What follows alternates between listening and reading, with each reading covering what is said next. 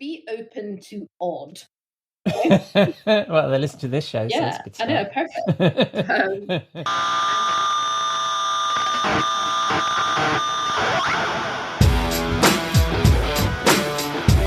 Hello and welcome to episode 2 of our special Think Like a Brand, Not a Bank mini-series of the Rockstar CMO effing marketing podcast. Do not adjust your sets, no change to our weekend schedule. Just drop in a little something into the feed as we continue to dig into the book by my chum Liz High and her co-author Alison Netzer. In a moment, you'll hear from Liz, an insight ninja, marketing strategist, speaker and author who has worked with some amazing brands. They include Microsoft, Amazon and Dell, and more recently has focused on supporting startup and growth fintechs, banks and credit unions to embrace brand thinking. I'm your host, Ian Truscott. I'm no rockstar, but I picked up a thing or two over the last 20 years on my tour from sysadmin to CMO and trusted advisor, and don't be deterred by Not a Bank in the title of this mini-series, as I'll be on hand looking at how other marketers can apply the research and insights found in this book. If you missed last week's episode, we introduced Liz and the book, and we are now stepping through 5 principles that she shares. This week, it's the first of those principles: sometimes do the counterintuitive thing. But first, we need to pay the bar tab. I'll be back in a moment. We'll be right back after this word. We'll be right back After this word. You may know you're listening to this show along the Marketing Podcast Network, but did you know there are other great shows on MPN to help your business? Christy Heiler hosts a fantastic podcast called Own It. Christy, tell us more about the show. Own It is all about celebrating women and non-binary advertising agency owners. We talk about buying out of the Boys Club of Advertising because less than 1% of ad agencies are owned by women. And where can people subscribe? You can find the podcast at untilyouownit.com. We're also on the Marketing Podcast Network at marketingpodcast.net. And of course, you can subscribe wherever you get your podcasts. You heard her. Go subscribe.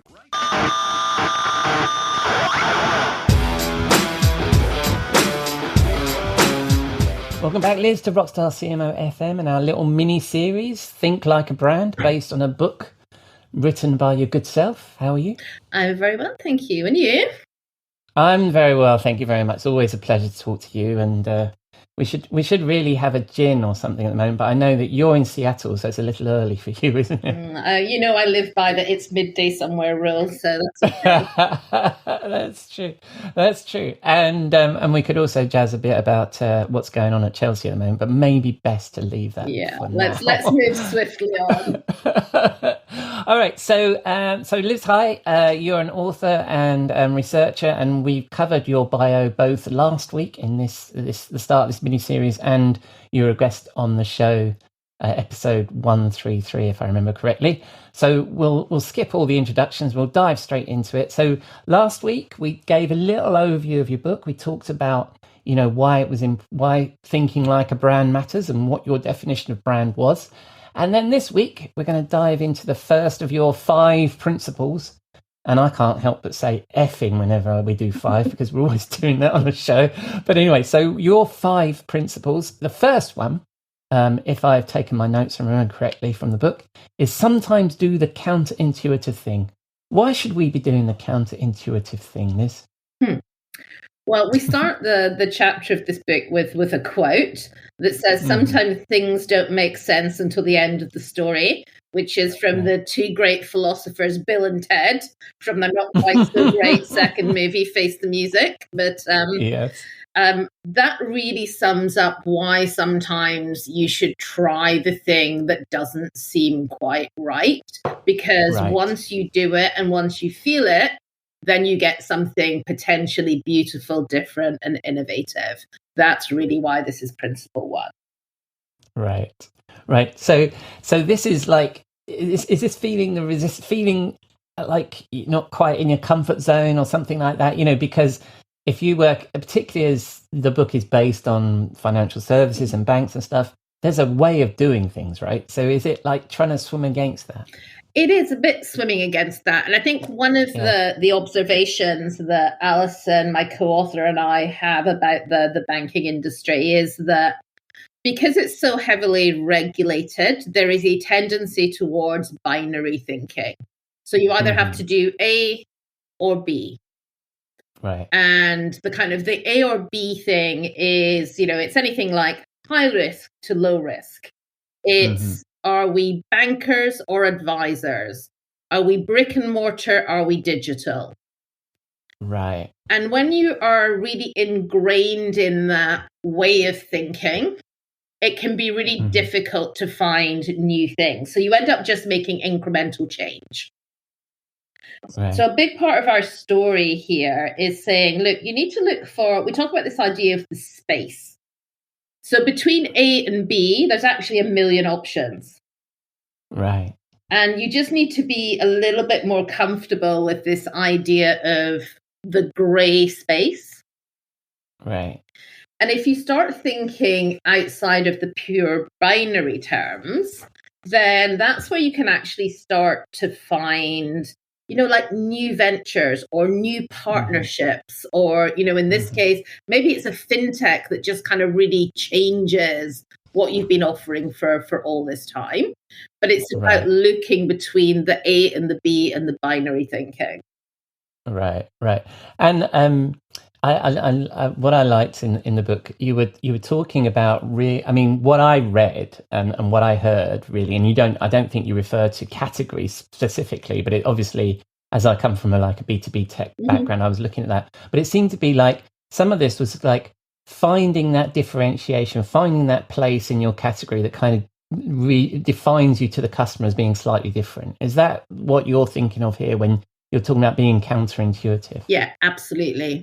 Yeah. So stop thinking about being, I'll give you an example from, my time at Nimbus. It's stop thinking about yourself as, a digital bank versus a brick and mortar bank. Think about yourself as the customer experience that helps newly married individuals to have that really difficult money conversation and then set saving goals that are about their life together. That's a great example of not being a digital bank, not being a brick and mortar bank, but being something that has true meaning within it. Yeah. And this is that advice that a lot of marketers talk about when it comes to brand and positioning, is thinking about the industry you're actually in, or the purpose of your organization. Like, I keep referring back to Theodore Levitt, and he wrote about how, the death of the railway industry in the US was because the railways didn't realize they were in the transportation business and were looking at their competitors who were other railways, right? And they got killed by the road because they didn't see the road coming, right? Yeah. It's that kind of thing, isn't it? It's as you said, like, we're providing a service to what was your example? Newly married couples, right? Who are starting their path, looking for their new mortgage and stuff, rather than we're offering a specific product and therefore we compete in the market on this product. Exactly. Right. And it comes back to that whole idea that if people are, emotionally engaged with you, their lifetime value can be, twice that of another customer. That is a classic example of doing what might feel counterintuitive because you want to sell a mortgage. And actually, by creating a connective experience that's about talking about money, visualizing money, you're going to get the mortgage, but you're going to get a hell of a lot more as well. Right. And that's almost, I read into that also, some of the things, some of the work we've done together in the past around things like content marketing and research and stuff. And that's, again, I'm overlaying onto this my own industry and not just banking, but being a bit more useful is the general sort of term of it, isn't it? Is how am I going to be useful to the market with this offering and explain that use rather than just be selling all the time? Is that the point here? Yeah, completely. Because what you're doing is you're not thinking about the decision, is it A or B? You're thinking about the outcome, which is never a binary thing. Right. And the other thing I thought was really interesting in the book you talked about was not being customer first, which kind of flies in the face of pretty much everything everybody's talking about in marketing at the moment. Yeah. So what did you mean by not being customer first? So it's so funny. Out of all of the feedback that we've had on the books, the one thing that everyone says is, "I can't believe you actually said don't be customer first." I can imagine. And I've done that in banking and credit union boardrooms, and you hear the Yeah. But there's good reason behind it. And if you are focused on yourself, your profits, or you're just 100% focused on your customers, you're not delivering shared value. Right. And it all comes back to, you know, what we talked about before around the creating an engagement. An engagement comes from a shared sense of getting value. Yeah. I don't want to talk about our old careers, but I think we worked at an agency together. And I think one of the things I used to talk about there, with support from you guys and the research that you did, was it was about quid pro quo, right? In that there has to be something in it for you as the organisation as well as for the customer. Otherwise, it's not a profitable relationship for either. And I don't mean profit in the purest dollar sense of the word, but that it's valued. It has to be valued to both, right? Yeah, absolutely. I used to use an example of that. I used to fly a billion years ago. There used to be a startup airline here called Silverjet, and it kind of gave you fairly well-priced business class tickets to the US. I think when we worked together at SDL, and I was flying over to New York all the time, and I gave them a go. I might have been a bit pre that. I can't remember when it was. It was a great service for me, but of course, they hadn't got their economics right, and the price of aviation fuel went up. And although I had a great time, the company actually went out of business. So that's kind of what you're talking about, isn't it? That the relationship needs to offer value to both. And if you're not focused on both of those things, then and also, I mean, sorry, I'm rambling on, and really, you're the one here to do the talking. And but I mean, that whole customer first thing, no organization can be entirely customer first. So it's bullshit from the start, isn't it? Yeah. And, I think one of the things that, again, thinking about branding is authenticity, particularly if you look at any kind of Gen Z study that's they can smell inauthentic marketing bullshit at, 100 paces. So, you can say you're customer focused, fantastic. And one of the exercises we do in the book is we pull out a load of mission statements from banks. Nice. And, every single one is all about caring for my community, serving my community, customer first, member first. So it's become, and even when it's really baked into your culture, that's better, but it's still not about finding that point of shared value. Right. So, and I know that in the book you've got loads of these brand examples. So, which one shares did you find about this counterintuitive thinking thing? What's the case study there? Yeah. Okay. So I'm going to use one, and I'll confess now I'm a complete fangirl. I'm not sure if you're aware of Elvest and their founder, Sally Krawcheck. She basically left a kind of a glowing career, as an investor, as a banker, because she believed that it was wrong that there was a huge gender money gap in the US. Right. And conventional thinking and data, if you looked at any of the search that was around on this, a belief that women didn't have the confidence or the interest in investing, they were less involved in wealth management, they were much less likely to seek financial advice. That, investing, is about being competitive, and it basically was the realm of men. Right. So she kind of said, I don't believe that at all. So she put a lot of her own money up and she quit her, let's say, incredibly lucrative career and set up an organization and a fund that was all about helping women to get confident about investing. Right. And the counterintuitive thinking really there was, I'm going to go against all of the data. I'm going to against all of everybody else's instincts apart from mine, and I'm going to make this work. Right. And hugely successful.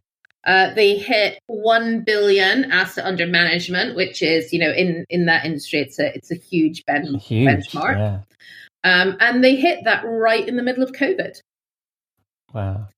And really, it was really showing that counterintuitive thinking, doing something different and getting it right, by women, for women, emotional connection, good education content, good, easy to understand, entry level, bringing a different group of women into an area which they'd been excluded from previously.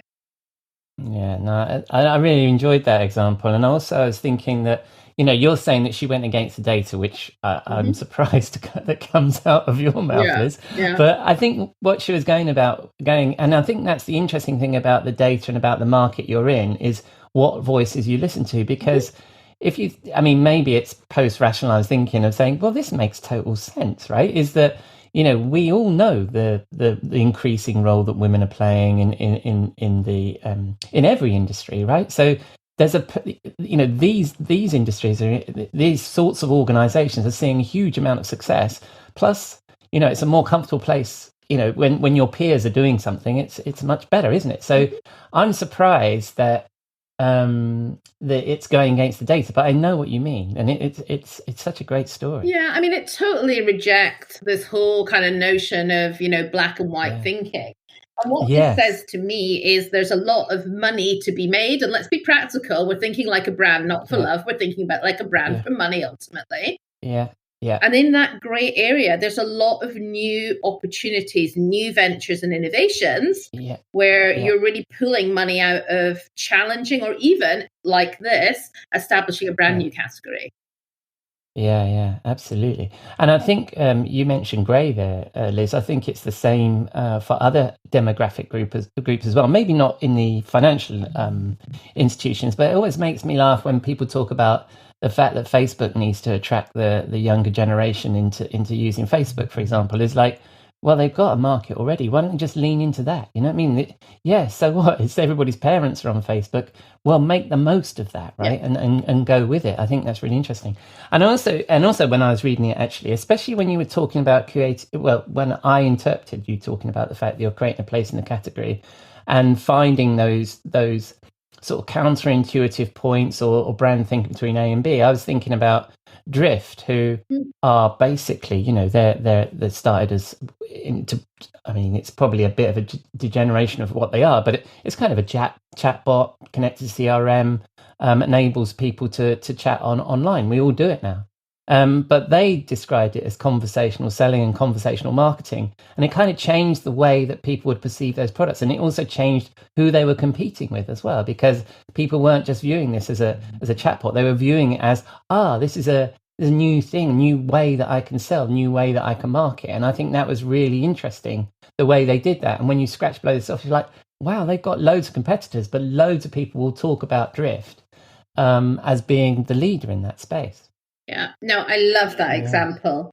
And again, that's a lot of the similar work that I was kind of doing at Nimbus is the idea was don't sell banking technology, sell a customer experience. In this case, we talked about this idea of kind of niche banking. So niche being the new local, and how you're kind of reinventing the way that, community banking could be done. So I really love this idea that counterintuitive, and you said it like best right up front of the interview, it's about redefining the category that you're in to compete more effectively. Yeah. And a really great quote, great first principle. Really enjoyed that. So from all that we've discussed, what are the top 3 things do you think people need to take out of this part of the book, out of this first principle? Yeah. So my first one, I'd say, is this idea of be open to odd. Well, they listen to this show, so that's good stuff. I know, perfect. And just the idea of that is, if you're doing something counterintuitive, it's just going to feel a little bit weird to begin with. But just give it a chance, be open to different, and just kind of embrace that. Get used to feeling a little bit uncomfortable. Yeah. Do you know what these are the kinds of things that I think well, I'm hoping that you do more than just think like a brand, not a bank. And it's just, you do just think like a brand, because that is great advice for everybody, I think. And there's a number of those within the book as well. Yeah. So, sorry, what's the second thing that people need to take from this? Well, I think, we talked a lot about it in this, but this is the idea of search for spaces. Mm-hmm. So brand thinking isn't A or B. Mm-hmm. It's all of the opportunities that exist between those two. Yeah. So the Drift example, the Ellevest example, that's great, looking for spaces to do something new and different. Right. And the third thing we should take from this? Well, I think, again, we talked about it a lot, but it is the message of, don't be customer first. Yeah. Let's all get focused. And again, to your point, this applies to every industry. Let's focus on the concept of shared value, not on the platitudes of customer first. Yeah, no, that's fantastic. Well, thank you very much, Liz, for that brief view of Principle 1 in your book. I'm looking forward to the next 4. So as we introduced, I think last week, we were saying that we're going to cover these 5 principles that you have in your book. So next week, I believe we're covering embrace tension and create contradictions, which sounds interesting too. Correct? Yes, indeed. Yes, that's your second principle. I just want to check that I've read the notes correctly. Yeah. So we're going to go do that next week. I'm looking forward to that. And I'll include a link to your book and to our previous discussions in the show notes. And I'll speak to you next week, Liz. Appreciate it. Have a great week. Cheers, Liz. Bye-bye. So that's a wrap on this episode of Think Like a Brand, Not a Bank special for the Rockstar CMO effing marketing podcast. I've been your host, Ian Truscott. I thank you for dropping a dime into your podcasting jukebox, selecting our track and jiving along with us. I will, of course, include links to Liz and her book in the show notes, which you can find on your favourite podcast app or rockstarcmo.com, where you can also find all our previous episodes. If you have any feedback or suggestions, spin the dial on the interwebs and say hello on the socials. We are Rockstar CMO just about everywhere. Email us at hello@rockstarcmo.com or please leave a rating or a review in your favourite podcast app. I'll be back with our usual show with Jeff and Robert on Saturday. I hope you'll join us for that. Until then, enjoy the rest of your week. And thanks again for listening to Rockstar CMO FM.